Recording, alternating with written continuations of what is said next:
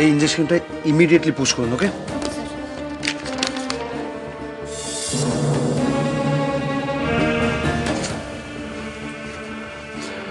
Uncle tension করবেন না, আমি আছি তো, কোনো রকম টেনশন করবেন না। আপনি ওনাকে একটুখানি চেম্বারে নিয়ে যান আমার। হ্যাঁ শিওর। শঙ্কর চল, চল বাইরে চল, আমি আছি। সব ঠিক হয়ে যাবে, চল। Sir injection. আপনি ইমিডিয়েটলি পুশ করুন। Okay sir. না দিদি, আসলে ভাগ্যের উপরে তো কারোর হাত নেই না, কপালে যেটা আছে সেটাই তো হবে। আমি তো সেটাই বলছি, মারা গেলে উনি বিয়েটাই তো পিছিয়ে যাবে। বাহ, চমৎকার। ও কুমকুম, তুমি কিছু মনে করো না। আসলে আমার মেয়ে তো একটু নাটক করছে। আমি তোমাকে বলেছিলাম না শর্মিলাদি,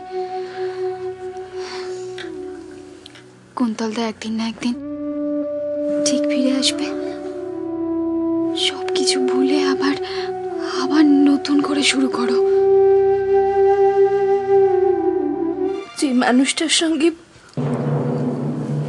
এত বছর সংসার করলাম,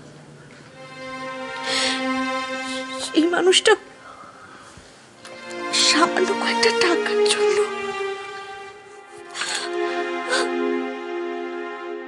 আবার আর কুট্টুর সম্পর্ককে অস্বীকার করছে নন্দিনী। এটা বিশ্বাস করা তো অন্যায়। মানুষ মাত্রই তো ভুল করে শর্মিলাদি, ওর জন্য তোমাকে কুন্তলদাকে ক্ষমা করতে হবে, ওর জন্য তোমাকে তোমাকে কুন্তলদার কাছে ফিরে যেতে হবে শর্মিলাদি। তুমি তোমার শান্তি খুঁজছো, কিন্তু আমার বোনটা বোনটা সবসময় কতটা অশান্তির মধ্যে রয়েছে সেটা একবারও ভেবে দেখেছো? আমার দরকার শর্মিলা আর গুড্ডুকে, ওরাই আমার জীবনের সব কিছু। শোনো কুন্তলদা, নন্দিনীর কোন রকম অপমান অন্তত আমি মেনে নেব না।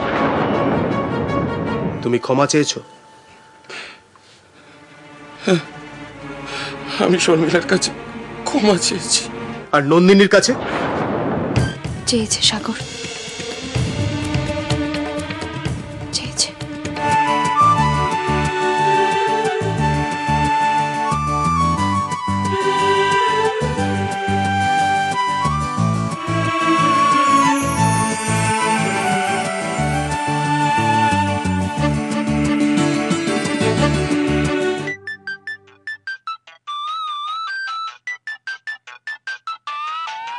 সায়ন? হ্যাঁ সায়ন বল। না না, আসলে আমি ছোটদা ভাইয়ের ফোনটা থেকে করছি, আমার ফোনটা একটু চার্জে বসানো। দাদাই কেমন আছে গো? দাদাইয়ের অবস্থা তেমন ভালো নয়, ওই একই রকম। ঠিক আছে, আমি আমি আসছি নার্সিংহোমে। হ্যাঁ আচ্ছা ঠিক আছে, চলে এসো। এনে ফোনটা রাখ, চার্জে বসিয়ে দে। ধর, আমি বেরোলাম, আমাকে নার্সিংহোমে যেতে হবে।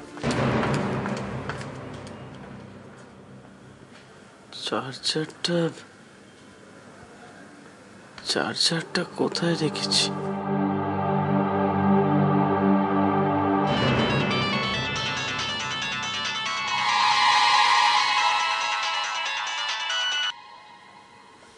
হ্যালো, কেমন আছো?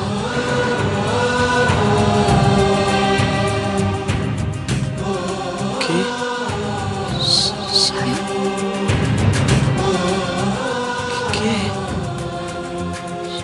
Sayan? Hello, Sayan? Hello, Sayan? Hello. তুমি